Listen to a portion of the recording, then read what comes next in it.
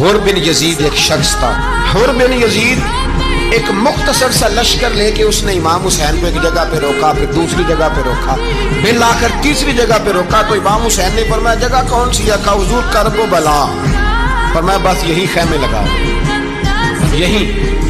حضرت سیدہ زینب نے پوچھا امام حسین سے کہ سارے زمانے نے روکا ہے، ٹھیک ہے آپ حق پہ ہیں، یہ بھی سب نے کہا ہے آپ حق پہ ہیں، پر روکا بھی سب نے، آپ روکے کیوں نہیں؟ ابن کثیر اور ابن اسیر لکھتے ہیں امام حسین رو پڑے، کہنے لگے بہن میں رک جاتا پر میں نے رات کو نانا مصطفیٰ کو خواب میں دیکھا.